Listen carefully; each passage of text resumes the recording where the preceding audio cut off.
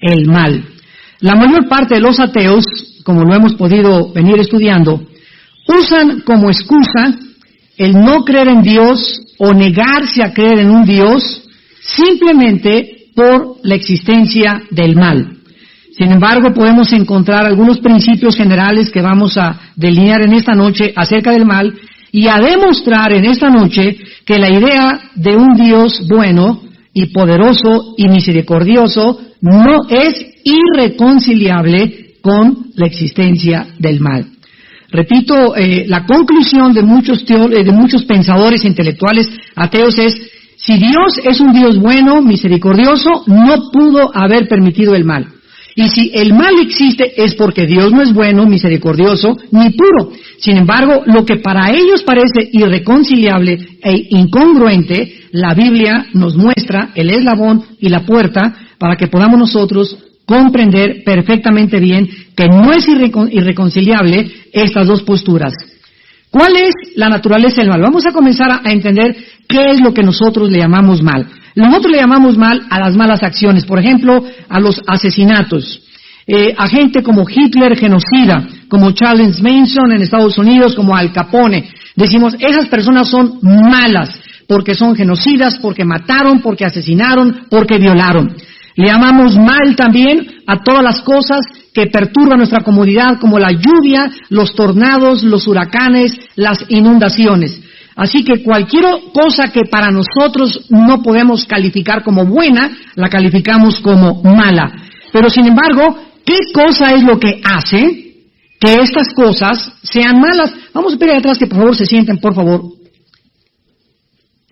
¿Qué cosa es lo que hace que estas cosas sean malas o que estas personas sean malas?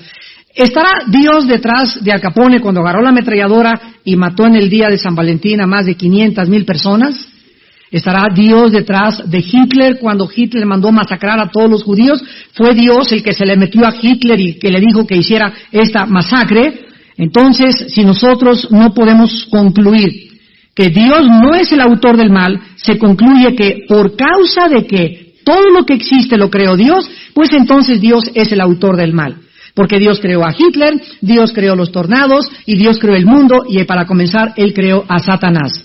Entonces vean ustedes la línea de pensamiento y cómo va el razonamiento y la lógica de los seres, de los filósofos, por lo que concluyen equivocadamente en lo que concluyen. Vamos a comenzar en esta noche a contestar, en primer lugar, de dónde provino el mal, o de dónde se originó el mal.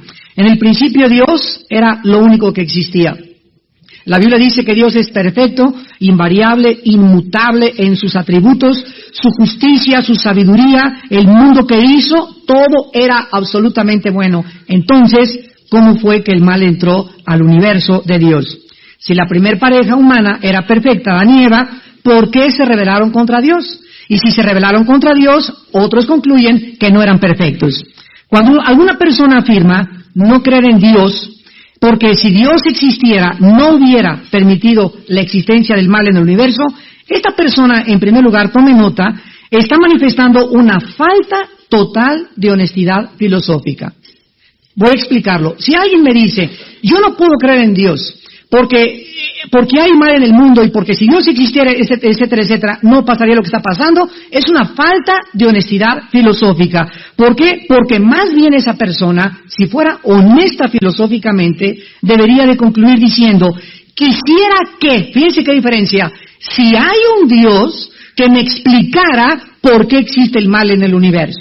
Esto es mucho más honesto que decir, yo no creo en Dios simplemente porque yo no puedo entender la posición de un Dios que permite el mal en el universo. O sea, es falta de honestidad que por falta de comprensión nosotros concluyamos que Dios no existe, porque es una deshonestidad intelectual. Porque regresamos con esa persona atea. Mire, señor ateo, si usted me dice que usted descalifica la existencia de un Dios porque el mal no lo puede usted entender, vamos a comenzar. Si Dios existiera, vamos a asumir, señor ateo, si Dios existe, Él sería infinitamente mucho más grande que los pensamientos. Esto es lógico, lo acepto. Muy bien, segunda pregunta, señor ateo. Si Dios existe, ¿usted está de acuerdo en que ese Dios que usted no entiende puede tener propósitos que usted considera malos, pero que para Él son buenos? Lo acepto definitivamente. Entonces, cierre la cabeza y el cerebro de ostión que tiene. si vamos de una forma honesta a concluir que existe un Dios, es lógico que no podamos entender los propósitos que Él tiene, que lo vamos a demostrar, y que nosotros le llamamos malos. ¿Por qué? Porque para que podamos entender los propósitos de Dios, que para nuestra mente son malos, tenemos que entender la mente de Dios. Número uno. Número dos, para entender la mente de Dios, desde nuestra finitud, sería fundirnos los fusibles. Sería una imposibilidad intelectual. Y en tercer lugar, la Biblia nos revela que si algún ser humano quiere comprender la mente de Dios, jamás lo hará por sus propios razonamientos ni conclusiones filosóficas. Si algún ser humano quiere entender la mente de Dios, es necesario que sea Dios quien te revele su mente. Y por eso cuando venimos a la Biblia, hay personas que muy cultas, muy letradas, doctorado en ciencias políticas, en filosofía y letras, etcétera, etcétera, en sociología, y chocan con la Biblia, y esto es una contradicción, y por qué hay guerras, y por qué mandó matar a estos animales, y por qué Dios mandó matar a los cananitas. La mente humana, al venir a la revelación de Dios, choca contra la revelación de Dios, porque la Biblia es la mente de Dios, y los pensamientos de Dios son mucho, mucho más altos que nuestros pensamientos. Es lo mismo que un niño de 3 años comienza a leer a Descartes, a Demóstenes o a Aristóteles. Choca, no entiende, y como no entiende, ¿qué hace? Cierra el libro de filosofía, porque es natural que a los 3 años no pueda leer filosofía de Descartes o de Demóstenes.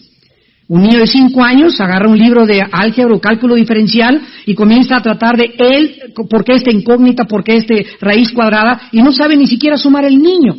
Entonces, ¿qué va a hacer el niño? Yo no lo entiendo y rechazo eso. El hecho de que tú rechaces eso no implica que no haya una verdad, pero el hecho de que tú no lo entiendas tampoco implica que sea la negación de una verdad absoluta. ¿Me van entendiendo? O si no lo van a entender el mes que entra. Ahora, muy bien. Cuando Dios creó a sus criaturas, vamos a comenzar en este momento, ¿de dónde viene el mal? Cuando Dios crea todas las cosas que existen, y cuando Dios creó a sus criaturas, las creó con la característica, esto es lo más importante que un cristiano debe de saber, para poder ayudar a la gente a comprender. Cuando Dios creó las criaturas, y vamos a comenzar que antes de la creación de nosotros, Dios creó a los querubines, a los serafines y a los ángeles. A los 4 seres vivientes, y tal vez los ancianos también que están en Apocalipsis 4, ya estaban en el programa y en la mente de Dios. Desde que Dios creó a los serafines, a los querubines, que son las primeras criaturas que Dios creó, Dios las creó con la característica más grande que poseemos, la facultad de hacer decisiones morales libremente. Dios creó a las criaturas con la facultad de la libertad. Yo no puedo tener libertad solo para escoger el bien. Si realmente soy una criatura libre, yo necesito tener libertad para escoger hacer el bien o hacer el mal. De otra manera, sería una libertad restringida. Veamos esta verdad en la segunda carta de Pedro, capítulo 2. Segunda de Pedro, capítulo 2. Dice la Biblia en el versículo 4, porque si Dios no perdonó a los ángeles que pecaron. O sea, hay algo que estas criaturas angelicales, celestiales, en el mundo y en la dimensión de la eternidad, hicieron en contra de la ley de Dios moral del universo. Por lo cual Dios no los perdonó. Y sabemos que esta cantidad o este grupo de ángeles a quienes Dios les dijo, para ustedes no hay perdón, son la tercera parte de toda la creación angelical que Dios hizo en el cielo, que se rebelaron con Satanás. Ahorita vamos a abordar el problema de Satanás. Entonces, una tercera parte de los ángeles cometieron un acto tan abominable, y es otra cosa que los seres humanos no entendemos. Lo que para nosotros es pecado no tiene la gravedad que la tiene para Dios. Y cuando nosotros decimos, pues es una canita al aire, un pecadillo de vez en cuando, irme con una mujer de vez en cuando, una copita de vez en cuando, esas cosas que a nosotros nos parecen mínimas y que no queremos manifestar en su máxima expresión, para Dios tienen otro simbolismo tan grande y tan funesto y tan terrible, que por esta causa a la cual nosotros llamamos canitas al aire, el Hijo de Dios tuvo que abrir sus brazos y morir crucificado en una cruz hace 2000 años, por causa de lo que nosotros creemos que es una debilidad humana. Shakespeare le llamaba el defecto trágico, Freud el medio ambiente, la Biblia le llama pecado. Y ese pecado en tu vida y ese pecado en mi vida, delante de los ojos de Dios, es gravísimo. Al grado que el mismo Dios tuvo que pagar tu culpa y mi culpa. Él tuvo que pagar tu culpa y mi culpa. La muerte de Cristo en la cruz no es un chiste. Y si fuera un chiste y fuera algo vano y superficial y no perdonó Dios a su Hijo, quiero decirte, ¿cómo crees que te va a perdonar a ti si tú mueres en tus pecados? Dios no perdonó a los ángeles que pecaron, dice la Biblia, sino que arrojándolos al infierno, los entregó a prisiones de oscuridad para ser reservados al juicio. Aquí la palabra infierno no es Gehenna, la palabra infierno donde están los espíritus humanos. Aquí esta palabra se refiere al Abadón, o a un lugar, ahí lo dice, prisiones de oscuridad, y ahí están guardados estos ángeles para ser reservados en el día del juicio. Entonces hay un grupo de la tercera parte de los ángeles que pegó con Satanás, hay otro grupo de ángeles a quienes Dios encerró en prisiones y están esperando el día del juicio. ¿Qué significa esto? Que si Dios no los perdonó es porque ellos eran libres para someterse a Dios voluntariamente y eran libres para rechazarlo. Ellos rechazaron en contra del conocimiento de la ley de Dios, se rebelaron en contra de la luz tan grande que tenían delante de Dios, se rebelaron y por eso Dios no tuvo perdón para ellos. Lo mismo que si tú te vas al infierno, ya en el infierno jamás tendrás el perdón de Dios. El perdón de Dios se manifiesta cuando la gracia de Dios está en operación. Y ahorita estamos en un tiempo que se llama de gracia. Hace miles de años había un hombre llamado Noé con sus 3 hijos. Dios le dijo, viene el juicio contra el mundo. Y hazte un arca y por favor trata de que toda tu familia esté dentro del arca. Durante 120 años Noé, clavando tablas y tablas, en 120 años construyó el arca. Y llegó un momento, dice la Biblia, que no fue Noé quien cerró el arca, la puerta del arca. La puerta del arca, dice la Biblia, la cerró Dios. En ese momento, cuando le dijo Dios a Noé, métanse tú y tu familia, y Dios cerró el arca, en ese momento, cuando la puerta se cierra, comienza a caer la lluvia, y la gente comienza a darse cuenta, era verdad, Dios mío, ¿y qué hicieron? Corrieron al arca, y comenzaron a tocar, Noé, ábrenos, Noé, ábrenos. Noé no podía abrir la puerta, porque el que cerró la puerta fue Dios. Se acabó el tiempo y vino el diluvio y se los llevó a todos. La Biblia dice en Mateo 24, así será la venida de Jesucristo en los próximos años que tenemos por delante, como en los tiempos de Noé. ¿No entendieron que deberíamos someternos a Dios? La raza humana no entendió que no somos dioses, no entendieron que debemos ser sumisos y obedientes a nuestro Creador, que no somos independientes, no somos autónomos. Autónomo significa autogobierno, no fuimos creados para que yo hiciera mis reglas y yo hiciera mis mandamientos y yo hiciera lo que me diera la gana. Fuimos creados para conocer a un Dios, conocer sus leyes y libremente someternos a sus leyes o rechazar sus leyes y escoger tu destino eternamente en el infierno en el día de mañana. Vemos pues que Dios pudo haber creado robots, Dios pudo haber creado o elegir criaturas para que le adoraran y le sirvieran automáticamente. Pero Él no lo hizo de esta manera. El amor forzado no es amor, ¿verdad?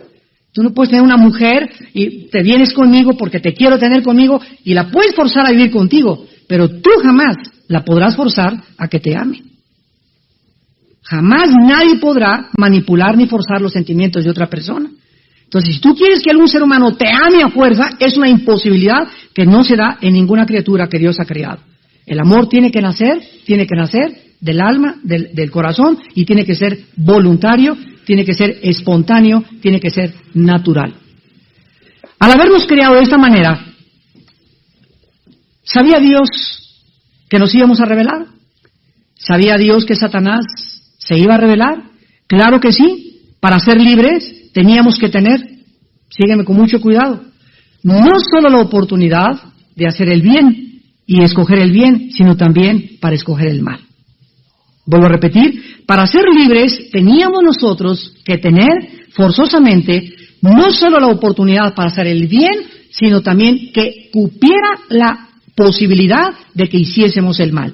¿Se acuerdan cuando Dios creó a Adán y Eva? Adán y Eva eran perfectos. ¿Qué significa perfectos? Que, fíjense ustedes el concepto equivocado de la perfección que nosotros tenemos. La palabra perfecto, teleio, en el griego significa maduro, completo, sin defecto. Entonces, cuando Adán fue creado, no tenía defecto en sus pensamientos, en su estómago, en su razonamiento, en nada. Pero cuando Dios le dijo a Adán, mira Adán, hay 3 árboles. De esos frutales, los que quieras, mangos, chabacanos, uvas, lo que quieras. Yo hice las frutas y las creé para que pudieran ser el alimento adecuado a tus intestinos, a tu estómago. Qué maravilloso es que todo lo verde, toda la lechuga, todas las acelgas, toda la coliflor, todas esas cosas son exactamente las cosas que nuestro cuerpo digiere mejor. Eso está comprobado científicamente. La Coca-Cola, las papitas, la comida chatarra es una comida inventada por nosotros. Y tan brutos somos que por eso tenemos tantos problemas de salud, porque esa comida no fue hecha ni diseñada para nuestro hígado, nuestros riñones, nuestro estómago, nuestra sangre. Y es una interrelación entre la criatura creada y entre la creación de Dios.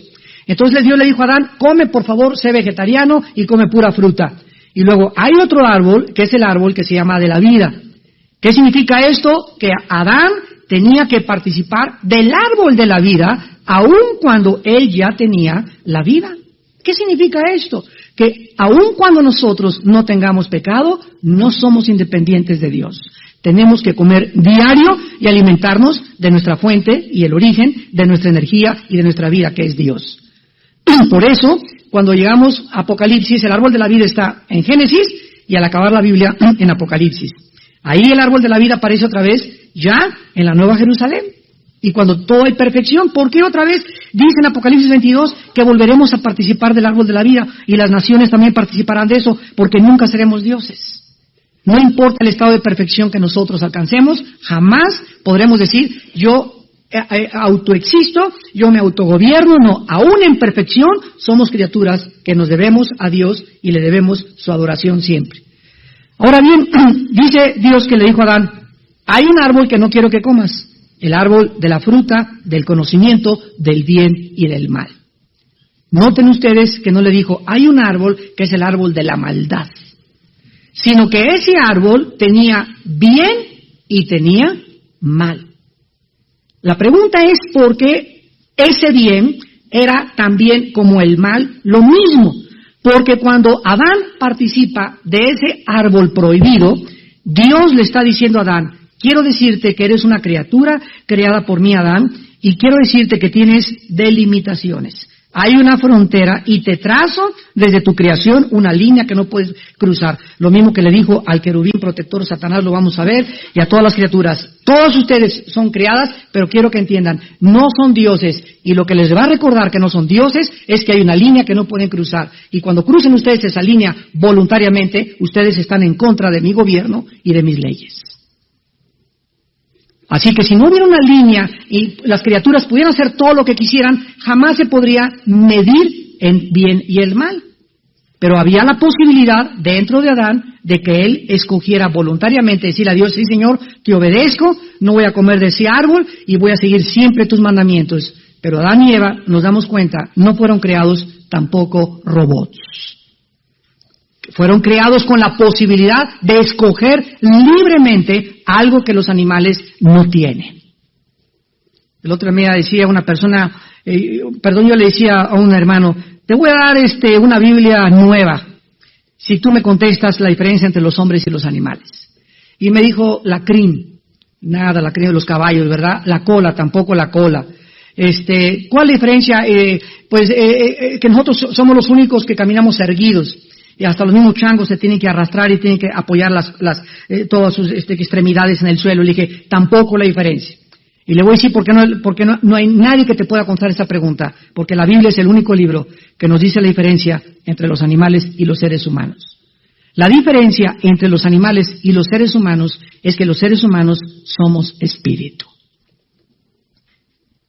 Somos espíritu. Los animales tienen alma, sí tienen alma. ¿Qué es el alma? Sentimientos, emociones. Los animales se entristecen, se alegran. Los perros cuando están contentos mueven la cola para todos lados, para las orejas. El caballo se enoja y echa para atrás y te pela los dientes, sabes que te va a morder. Tienen emociones, tienen enojo, tienen tristeza. Hay perros que se mueren en el cementerio con sus amos de la tristeza que les embarga. Los animales tienen sentimientos, pero no tienen espíritu. Jamás verás a un grupo de conejos adorando a Dios, ni a un grupo de changos tampoco jamás, no tienen ni siquiera la conciencia que van a morir, no tienen la conciencia que hay otro mundo que trasciende de ellos, no tienen la conciencia de que fueron criados, ellos nacieron con un programa, y ese programa, ese software se llama instinto. Ese programa se los puso Dios, a los changos les puso Dios un programa para que se columpiaran en las ramas de los árboles, a las cabras monteses para que vivieran en el monte, a las aves para que vivieran. ¿No han visto ustedes a los gansos cómo vuelan en una escuadra los gansos? Y va uno hasta adelante y vuela 1 hora y después el de hasta adelante el ganso, y así vuelan kilómetros y kilómetros y kilómetros, se pasa hasta atrás cuando se cansa y otro toma la delantera y otro así. ¿Quién les hace a todas las aves? ¿No han visto una parada de pájaros también que brum, vuelan todos y son miles, pero todos tienen la misma dirección? Bueno, ¿quién les dice a todos, vamos a seguir esta dirección? O hubo un encuentro donde hubo el capitán pájaro, a ver, vamos a salir así, a volar, y ustedes cuando yo haga esto, vuelen así, y cuando haga así, ustedes para acá. Ni siquiera, ¿verdad? ¿Por qué? Porque tienen un programa. Nosotros le llamamos instinto. Y ese programa Dios lo puso en todas sus criaturas, pero a nosotros el programa que nos puso Dios fue para que nosotros escogiésemos el software que queremos en la tatema. Y si tú quieres el software de Marx, métete que te lave el cerebro Marx. Si quieres el software de Sigmund Freud, métete el programa de Sigmund Freud a tu mente. Si quieres el de la inmoralidad y yo soy libre, me acuesto con el hombre que quiere, con el amor que quieres, no hay ningún problema, traes el software de Sodoma y Gomorra. Te puedes meter el programa, ahí consiste nuestra libertad. Ay, amigo, es que a ti te lavaban el cerebro, Armando, pero ¿quién me lo lavó? ¿Quién te lo lavó a ti? Le pregunté. Ahí me lo lavó Jesús, y mira que necesitaba un buen lavado. Y si no comprendemos esto, que en esto consiste la característica más grande, que somos agentes morales, libres, responsables. Y esta es la razón, amados santos, damas y caballeros que nos visitan, esta es la razón por la cual va a haber un juicio en el día de Cristo. Y en ese juicio, dice la Biblia, todo boca se va a callar. Y nadie en ese juicio va a argumentar, fuiste injusto, me escogiste para que yo fuera malo, nunca me ayudaste. En ese juicio, Dios, ante sus santos ángeles, querubines, serafines y las criaturas del universo, demostrará al universo entero que las personas que se fueron al infierno, Él no las mandó. Tú escogiste irte al infierno. Nadie acusará a Dios de responsable de haber castigado a esas criaturas. El gobierno no mandó a los narcotraficantes al Moloya, el gobierno no mandó a las cárceles, a la penitenciaría, a los ladrones y asesinos. Ellos violaron las leyes de la sociedad y acarrearon sobre sus vidas el juicio que les correspondía, que es la cárcel o la pena de muerte. Pero nadie puede acusar al gobierno, el gobierno tiene la culpa de los presos. Al contrario, cuando el gobierno no interviene, como ahorita en México tenemos que orar por el gobierno de México, y permite que haya miles de personas manifestándose, usurpando, alterando, agrediendo los derechos de las terceras personas, y no hay nadie que los detenga cuando ellos están infringiendo la ley, en ese momento esto se llama anarquía. Y saben una cosa, la anarquía es uno de los síntomas más graves que una sociedad pueda manifestar de gobierno. ¿Por qué? Porque es cuando ya los ciudadanos no tenemos quien nos defienda.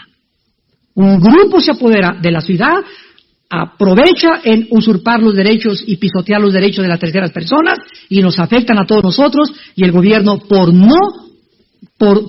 temor, ¿verdad? Porque es lo que pasa, porque mi partido se vea sumiscuido en otro Tlatelolco, y porque va a haber una matazón o cualquier otra cosa, se intimidan y no hacen lo que tiene que hacer. Como dice Romanos 13, los gobiernos están puestos por Dios para infundir el temor al mal.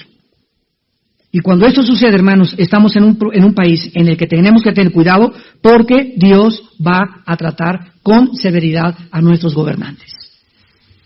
Apunten por favor lo siguiente: la imperfección proviene del abuso de nuestra perfección moral.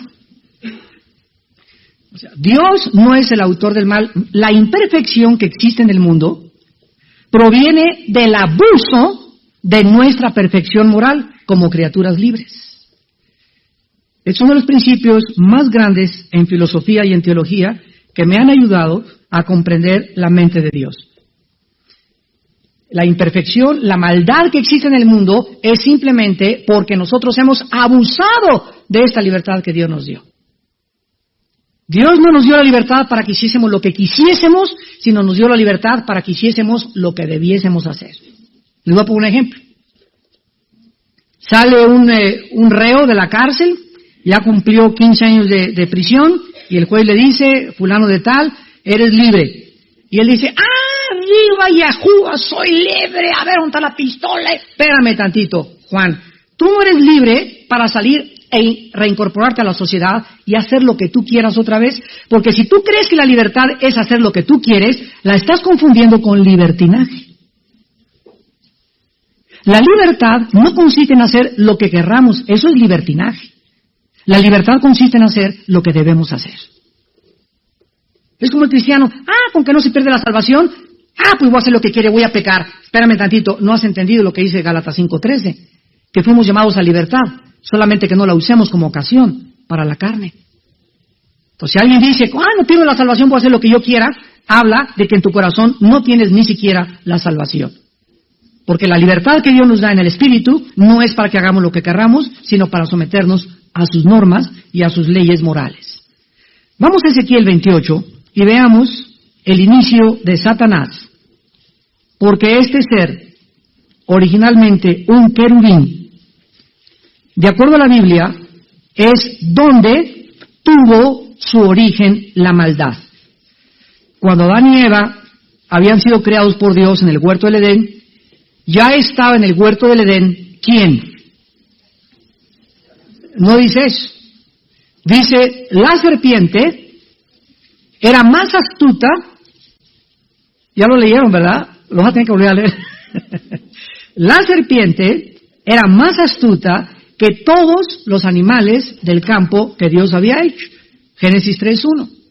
Y cuando Dios maldice a la serpiente, pregunta, ¿qué culpa tuvo la serpiente para ser maldecida?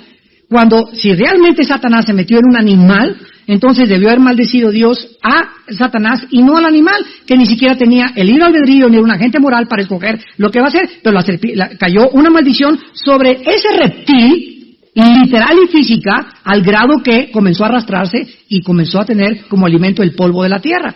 Y aunque hay una lección espiritual detrás de esto, también hay una lección física y literal. Pero la Biblia dice que era una serpiente. ¿Qué significa esto? Espérense tantito. Vamos a Ezequiel 28 y lo vamos a explicar. Versículo 14 al 15. No, la Biblia es maravillosa. Y hay veces que leemos y creemos que la leímos y no la hemos leído como la deberíamos de leer. En Ezequiel 28, versículo 14 y 15, comienza el Espíritu Santo mencionando y diciéndole a esta criatura, tú, querubín grande protector. La palabra querubín, a los que les interese la palabra hebrea queruf, con K y B grande al final, queruf, significa el que adora o bendice. Imagínense nada más. Vamos por partes. Satanás era el director de la adoración de Dios en el universo. Satanás era el que dirigía, esta palabra querub también en el hebreo también significa alabar. Él dirigía los coros angelicales, él hacía que toda la adoración del universo fuera canalizada y llevada y centrada a Dios. Ahora, aquí se le define con dos calificativos. En primer lugar, se le dice grande. Y esta palabra grande es una palabra que en el hebreo es mishak. Mishak. Y significa ungido. Tú, el que alababas, adorabas, bendecías, ungido de Dios. ¿Qué epítetos, qué calificativos? No hay nada que se le pueda comparar a esto, a una criatura de Dios. Y también se le llama protector. Y aquí es una palabra muy interesante hebrea que es sakak. Sakak con doble K y S. Sakak. Y protector significa el que pone un cerco alrededor o el que cuida. ¿Se acuerdan ustedes en Génesis 2, en la misma palabra hebrea, cuando Dios creó a Adán y no había pecado, ¿Qué órdenes le dio? 2 órdenes le dio Dios a Adán. 1, labra el huerto. Y 2, cuídalo. Ya lo leyeron, ¿verdad? O lo vas a volver a leer en la noche, en Génesis 2. Fíjense ustedes que Dios le da la orden a Adán de cuidar el huerto. Yo siempre me preguntaba, ¿cómo que lo cuidara? Y es la misma palabra, sakak, ¿lo cuidara de quién? O sea, Dios ya sabía que Satanás se encontraba en el huerto. Y la responsabilidad de Adán era nunca dejar papalotear a Eva. No dejarla que anduviera ahí, ¿verdad? Porque la mujer innatamente es curiosa. Ahora fíjense ustedes, cuando Dios le dijo al hombre, de ese árbol no comerás, Eva no había sido creada. Esto fue en Génesis 2, 15 al 17. Y Eva es creada hasta el final del capítulo 2 del Génesis, después de los animales. Porque cuando Dios crea a Adán, le trae al elefante y dice, la elefanta no nos la hace conmigo. La tigresa tampoco.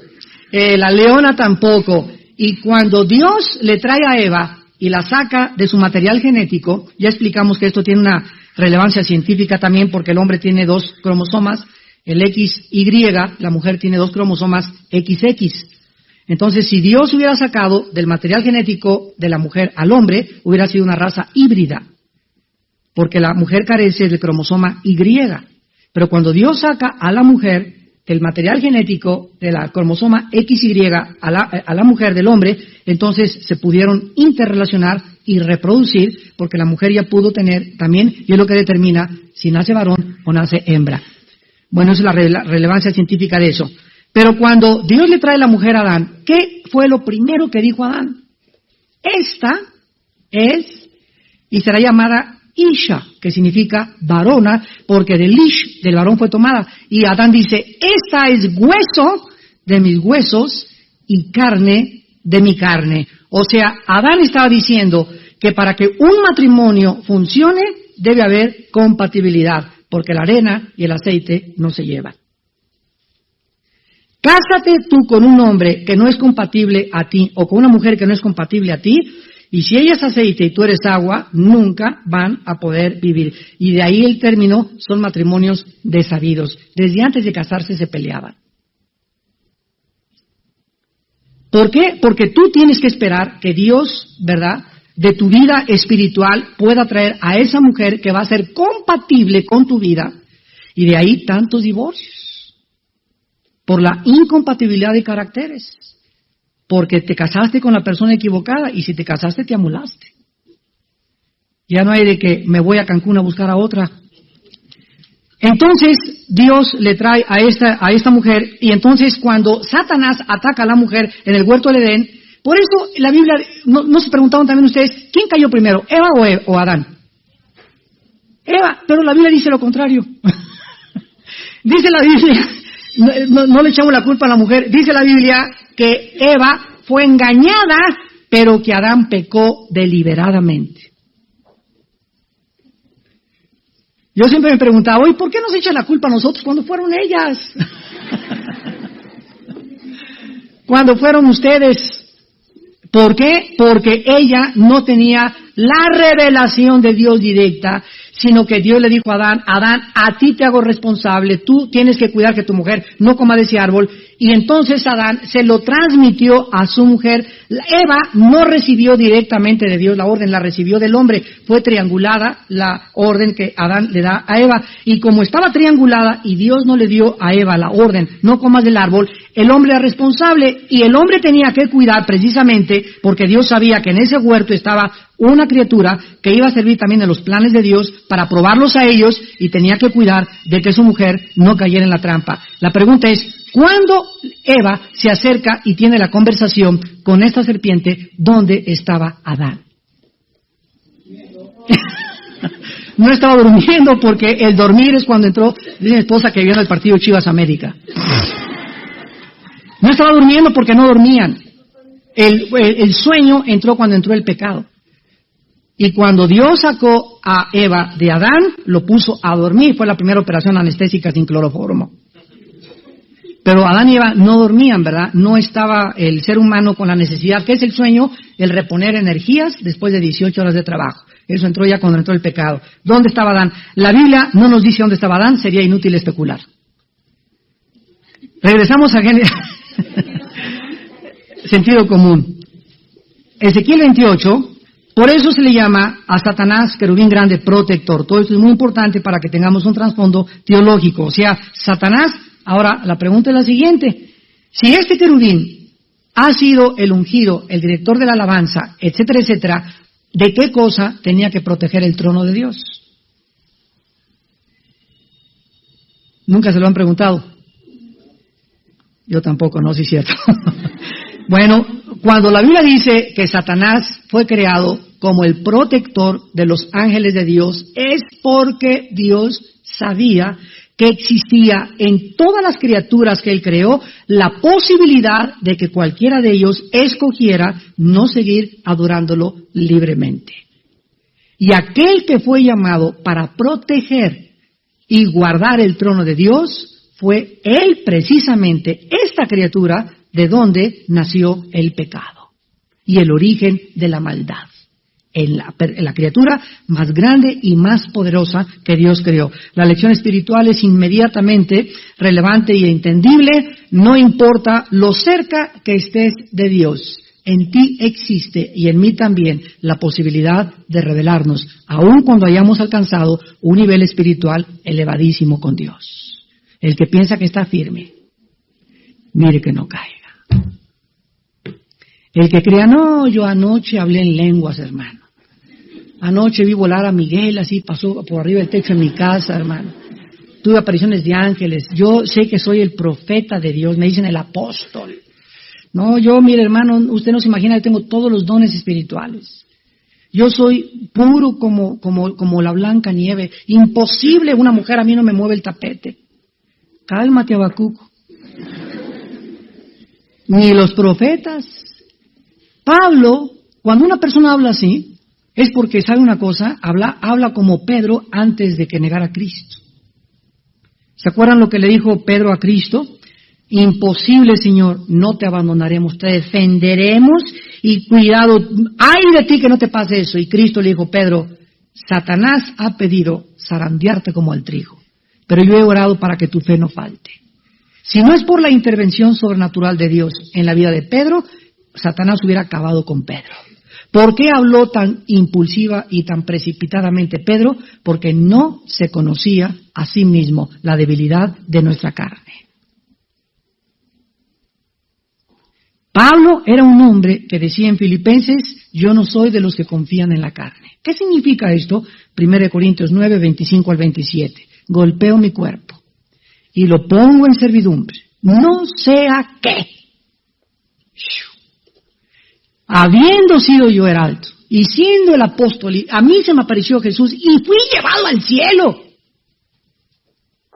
No sea que, a pesar de toda esta, estuve cerca de Dios, pero nada de esas cosas me van a servir si al regresar a mi cuerpo no es mi siervo. Señor, ayúdanos, ten misericordia. Por eso, yo les decía ahora en el seminario, la pornografía es el veneno más grande que Satanás está usando contra los varones principalmente. Cuando te comienza a permitir, pues ve las piernas, y ya, sin que te des cuenta, ya no puedes ver una mujer sin desvestirla con tus ojos. Cuidado. Porque ya es un monstruo que sin que te des cuenta y vas a creer, lo vas a acabar aceptando como normal. Ya es normal para ti ver una película pornográfica una vez a la semana. Ya es normal no poder ver una mujer con transparencia como tu hija o una hermana, sino que tiene que haber esa lascivia en tu corazón, en tus venas, que hierve dentro de ti y que te guía cautivo al pecado. Sin la pureza, nunca en tu vida tendrás ni poder ni conocimiento de Dios. Y yo sé, ¿verdad?, por estadísticas en Estados Unidos, que la mayor parte de la cristiandad y de los cristianos de las iglesias tienen problemas de lascivia y de pornografía en su corazón. Y llegan a la iglesia, santo, santo, santo, Señor, y dan su diezmo, etcétera, etcétera, pero son esclavos de la lascivia y del sexo. Y esto es lo que temía Pablo. Y cuando llegue el juicio de Dios sobre tu vida, será demasiado tarde si tal vez en esta noche que oyes su voz no te arrepientes. Y le pides a Dios que te ayude a romper esas cadenas tan horribles de ese veneno que es peor que la heroína, que la cocaína, que el alcohol y que el tabaco. La pornografía es la adicción más grande y más destructiva del carácter de un varón de Dios. Y finalmente, aquí encontramos que Satanás estuvo en el santo monte de Dios. Allí estuviste, en medio de las piedras de fuego te paseabas. Perfecto eras en todos tus caminos. La palabra perfecto es la palabra tamim en el hebreo, con te tamim, y significa completo, maduro, sin defecto, igual que Adán. Perfecto eras en todos tus caminos, desde el día que fuiste criado hasta que se halló en ti. O sea, no hubo una fuerza externa para que empujara. Ahí no, Adán y Eva fueron empujados, ¿verdad? Se les presentó, pero hubo un tentador que los sedujo a la mujer, y la mujer contaminó al hombre, y el hombre por tonto no cuidó a la mujer, y el hombre, bueno, todo lo que pasó en el huerto del Edén. Pero en el caso de Satanás, él no tenía ninguna fuerza externa que lo tentara a caer en el pecado, sino que esa posibilidad existía dentro de Satanás mismo, lo que nos demuestra que es mentira que un ser humano le diga, hice esto porque el diablo me empujó. El diablo va a ser atado en el milenio 1000 años para demostrar en la última dispensación de Dios que el ser humano sin Satanás es capaz de hacer cosas peores de las que hizo cuando estaba Satanás. ¿Y cómo lo sabemos? A Isaías 65, 66, el pecador de 100 años será maldito. Y en el milenio habrá muerte y habrá juicio. Y habrá reproducción sexual en el milenio.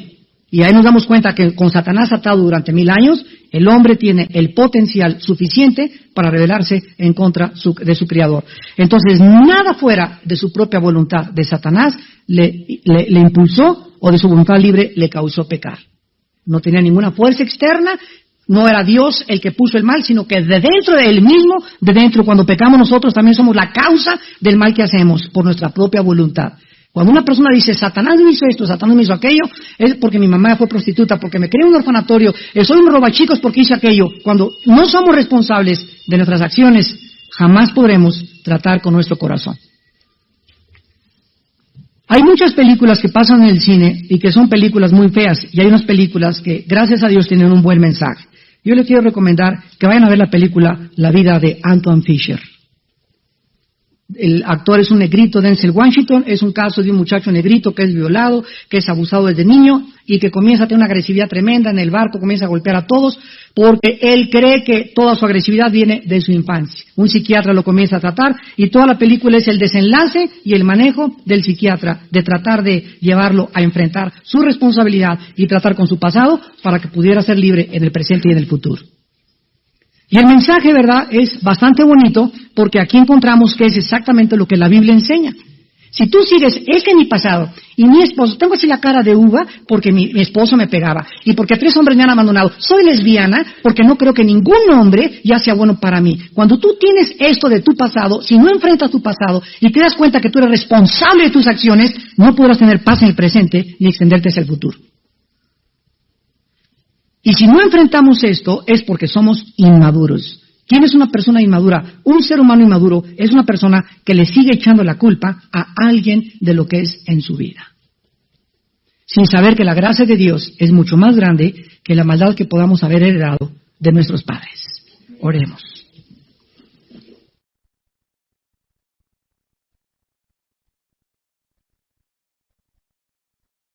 Porque no podemos conocerte sin conocer a tu Hijo Jesucristo.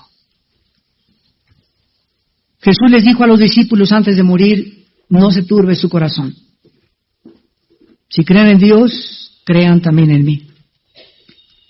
En la casa de mi Padre hay muchas moradas.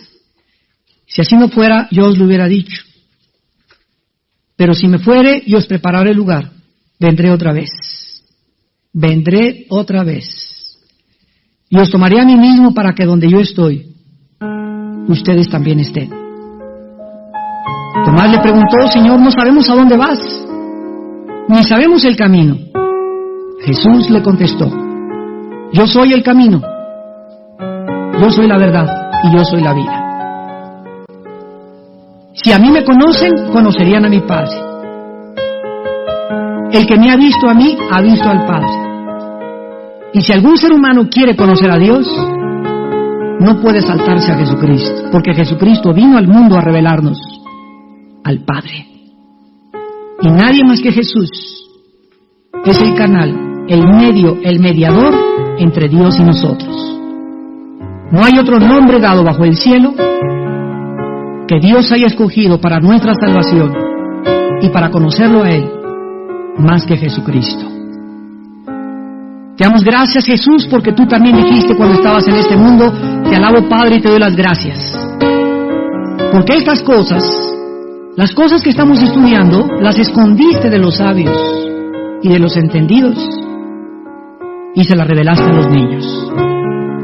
Si algún ser humano quiere conocer a Dios, tienes que convertirte como un niño, dócil, inocente, puro, manso de corazón, como son los niños, sin prejuicios, aceptando con un corazón abierto la enseñanza del Espíritu Santo, con mansedumbre para recibir la palabra de verdad en tu corazón, y Dios nos llevará de gloria en gloria, de misterio en misterio, de profundidad en profundidad, porque lo profundo atrae a lo profundo, lo semejante atrae a lo semejante. Dios, gracias porque, oh profundidad de las riquezas de la ciencia y conocimiento de Dios, cuán insondables son sus caminos e inescrutables sus riquezas. Hay demasiadas cosas maravillosas que no entendemos, que Dios ha hecho, pero que le ha agradado enseñárselas a aquellos que quieren pagar el precio de entenderlo, a aquellos que le buscan, que son puros en su vida y que aman la verdad. Padre, en esta noche te pedimos que salves las almas y todas estas personas en esta noche que nos acompañan, que no tienen a Jesús aún en su corazón, que en tu vida hay pecado y tú lo sabes. Las buenas noticias son que Dios proveyó en la cruz la solución y la cura para tus pecados y mis pecados. Las buenas noticias del Evangelio son que no tienes que pagar tú ni yo por nuestros pecados. Jesús vino al mundo a decirnos que Él venía a pagar en nuestro lugar, a morir como nuestro sustituto, para que nosotros recibiésemos su justicia y Él nuestra culpabilidad en esa cruz. Dios hizo un intercambio en la cruz del Calvario. Ponía nuestras culpas y pecados en el cuerpo de su Hijo, y la justicia y santidad de su Hijo nos la imputaba a nosotros. Oh Dios, gracias porque Él muere para que nosotros vivamos y pague el castigo para que nosotros seamos libres del juicio final. ¿Qué tengo que hacer en esta noche? Me preguntarás, para entrar con Cristo en una relación. Arrepiéntete de tus pecados en primer lugar. Arrepiéntete. Está dispuesto a abandonar la clase de vida que llevas. Cree que Dios tiene el poder para ayudarte a salir de donde tú te encuentras. Arrepiéntete. Reconoce que estás equivocado, equivocada. En segundo lugar, cree que Jesús es el Salvador y que fuera de Cristo tu vida y mi vida no tienen esperanza. Que Él es el que pagó en la cruz y Él es el único Mesías, el Dios hecho carne. Y en tercer lugar, simplemente invítale a tu corazón. Ahí desde tu lugar dile a Jesús: Señor mío y Dios mío, en esta noche mi conciencia me dice que te necesito, que mi vida no puede seguir siendo la misma, que soy responsable delante de ti y que algún día, en el día de mi muerte, me llamarás a cuentas por todas las cosas que hice. Y en ese día de mi muerte, yo quiero recordar que tú moriste en la cruz por mí y que esta noche te invito a mi vida, para que pueda morir en paz y saber que alguien pagó en mi lugar y que gracias a esa muerte tú me vas a recibir después de esta vida para vivir eternamente en tu presencia. Señor Jesús, te pido que en este instante entres a mi corazón. Gracias por la sangre que diste en la cruz en mi lugar y que por tu muerte pagaste por mis pecados. Te recibo en este instante como mi Dios y mi Salvador y te pido que ya no sea yo la persona que siempre he sido. Que obres en mí un milagro y que me cambies para vivir de acuerdo a tu ley y a tus mandamientos. En el nombre de Jesús. Amén. ¿Por qué permite Dios el mal? ¿por qué permite Dios el mal?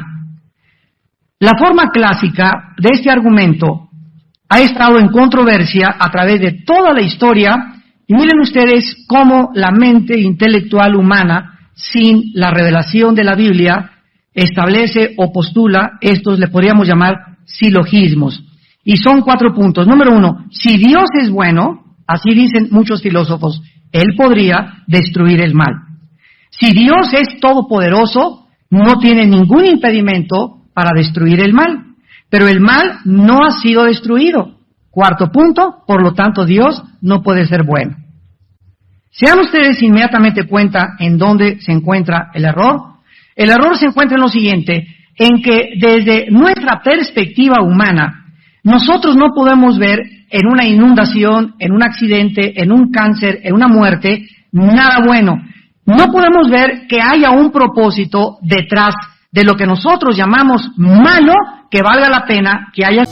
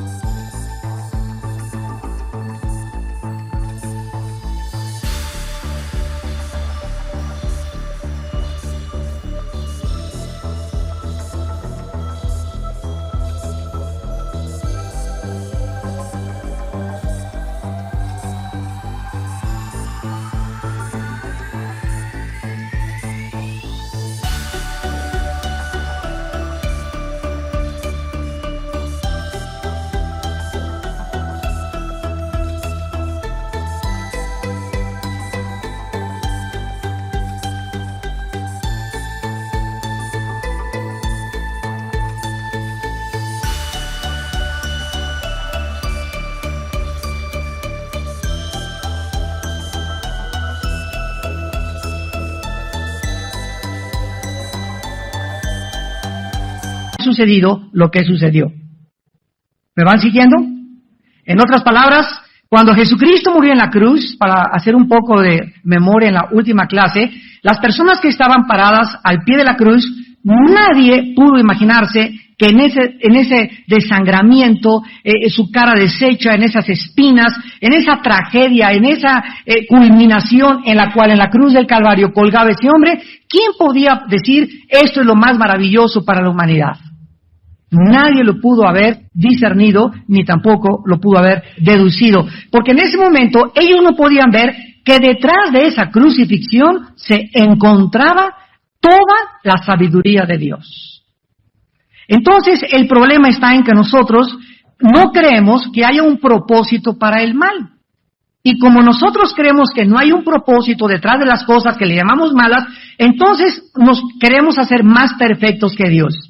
Y le decimos, si yo no puedo ver en esta crucifixión que haya un propósito eterno, entonces tú, Dios, tienes que haberte equivocado al permitir que mataran a tu Hijo Jesucristo. Y sin embargo, a través del tiempo, Dios nos ha abierto los ojos y 2000 años después nosotros, todos nosotros, le damos gracias a Dios por la muerte de Jesucristo. Bueno, vamos por orden. Vamos entonces a contestar las preguntas. ¿Por qué Dios no ha hecho nada para detener el mal? Número mal. El mal no puede ser destruido sin destruir juntamente la libertad. Número 1. Esta es la primera respuesta. El mal no puede ser destruido sin destruir juntamente la libertad. Como dijimos en la clase pasada, lo voy a explicar. Todos nosotros tenemos una característica que es la más grande que Dios le ha otorgado al ser humano. Y esta se llama la libertad de poder escoger entre dos caminos, entre el bien y entre el mal. Si los seres que Dios creó, desde Satanás, lo vimos en la clase pasada, los querubines, no hubieran tenido 2 cursos de acción y solamente hubieran tenido un curso de acción, no hubieran sido creados libres. Entonces, cuando Dios permite que la criatura pueda determinar y hacerse responsable de, Señor, te quiero amar, libremente o rehúso amarte y me rebelo contigo, no se puede hablar de libertad. Si la libertad fuera destruida, la cual es la única manera de acabar con el mal, ¿verdad? Porque tú no puedes acabar con el mal si no hay libertad. O sea, si hay puro bien, pues no tienes con qué acabar, porque no vas a acabar con el bien. Pero si tú tienes los dos caminos y eres libre para escoger el bien y el mal, necesitas ser libre para acabar con el mal. Entonces, si nosotros somos seres libres y queremos acabar con el mal, destruiríamos la misma libertad. Si la libertad fuera destruida, la cual es la única manera de acabar con el mal, esta sola acción sería mala por sí sola. ¿Por qué? Porque le quitaría a la criatura la más grande característica y el más grande bien que poseen, la libertad. Entonces, destruir el mal sería una acción mala. Miren cómo nos la voltea Dios.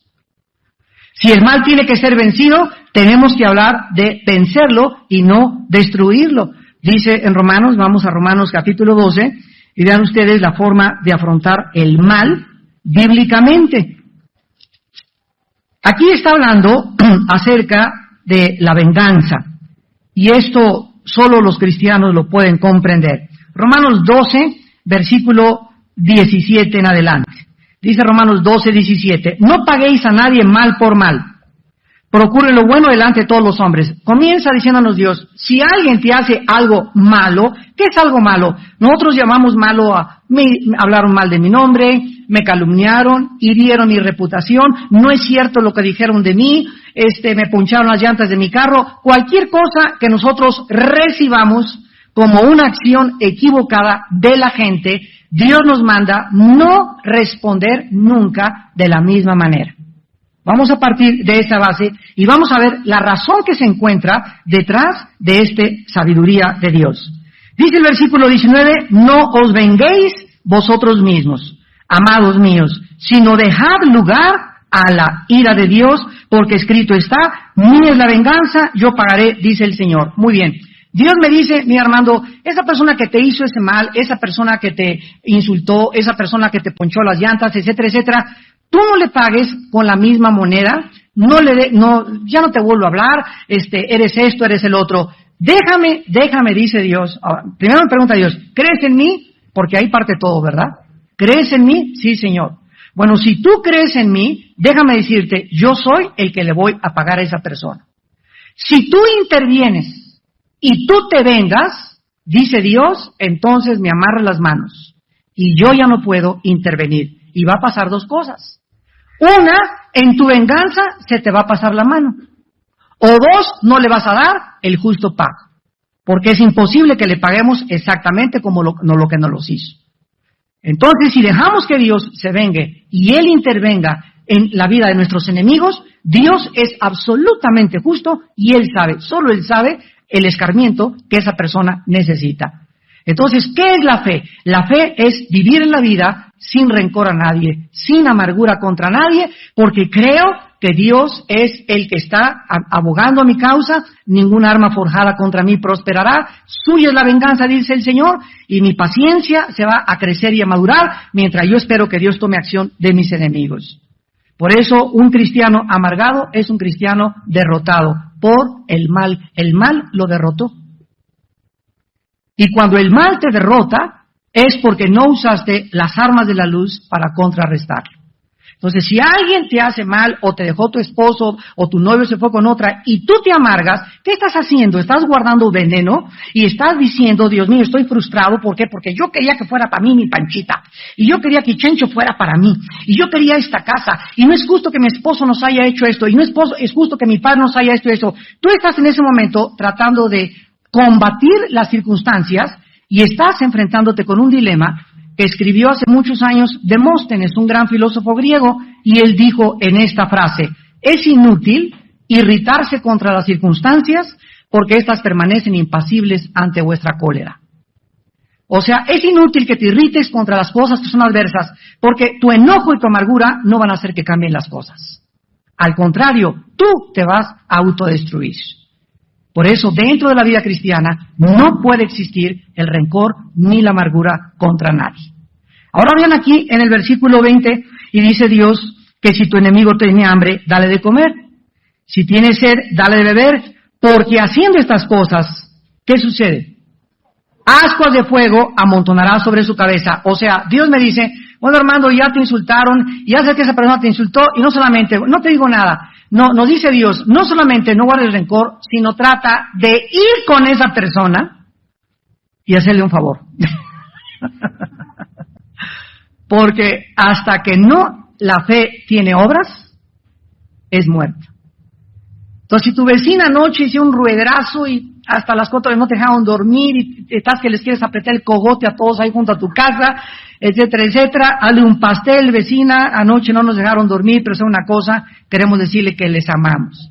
Les traigo un pastel, ella le va a dar el soponcio, no va a saber qué hacer, la vas a sacar totalmente, le vas a mover el tapete, como dicen los jóvenes, pero el momento que hacemos esto, en el momento que le demostramos de alguna manera a la persona que sabemos que nos odia una manifestación de nuestro amor, en ese instante comienza su juicio.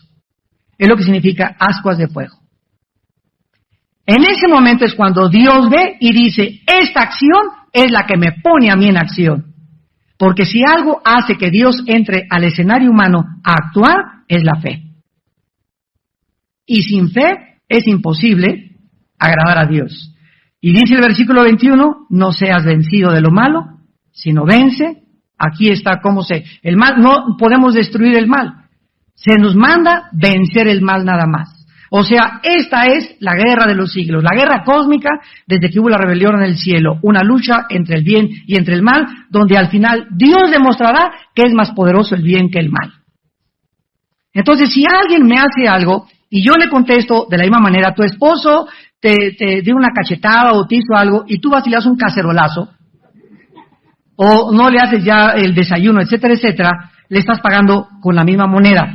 Entonces, en ese momento, tú estás siendo derrotada. Porque la única manera de vencer el mal es con el bien. Y esto es lo que hace que nosotros podamos comprender que nuestras armas no son carnales, sino poderosas en el Señor para la destrucción de fortalezas. Entonces, nosotros tenemos que comprender en esta mañana, en esta tarde, ¿verdad?, que si el mal tiene que ser derrotado, tenemos que hablar acerca de vencerlo y no de destruirlo. Ahora, en segundo lugar, el hecho de que el mal no está siendo actualmente destruido no significa que nunca lo será.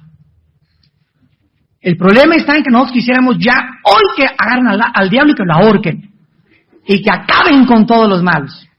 Una vez en un elevador en un hotel, una persona me abordó y me dice, oiga, quería preguntarle, ¿por qué Dios no acaba con el mal de una vez por todas? Si Él es todopoderoso. Yo me volteé y le dije, porque comenzaría con usted. Así que dele gracias a Dios que no ha sucedido esto. Y miren, esto es lo que dice 2 de Pedro 3:9, precisamente. Así que esas personas que te dicen, ¿por qué Dios no acaba con esto? ¿Y por qué? Porque comenzaría contigo. Dice 2 de Pedro 3:9, el Señor no retarda su promesa. El problema es que nosotros somos impacientes, sino que, según algunos, la tienen por tardanza, sino que es paciente. Sí, Dios es paciente y nosotros somos impacientes. Ese es el problema.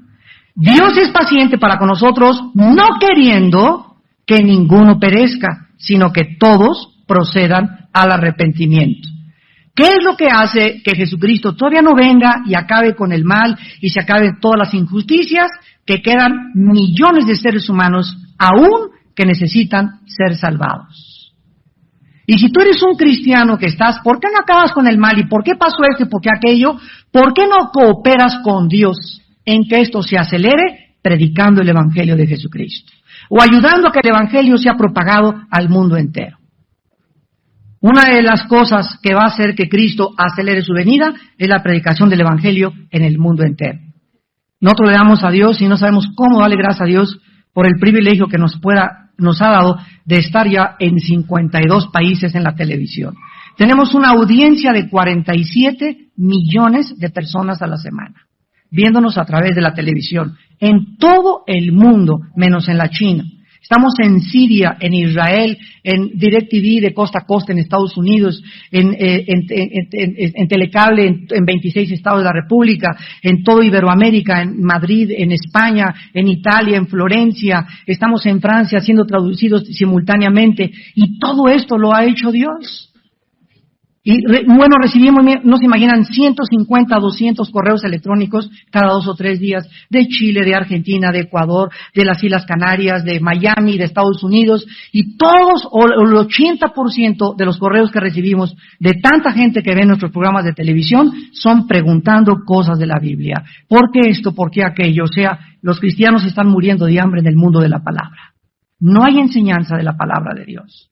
Hay herejías, vientos de doctrinas, cosas horribles. Les voy a dar un ejemplo. Nos llegó un correo anoche y mi esposa me lo leyó. Me dice, mira, este viene de Puerto Rico, Armando. Mira lo que dice.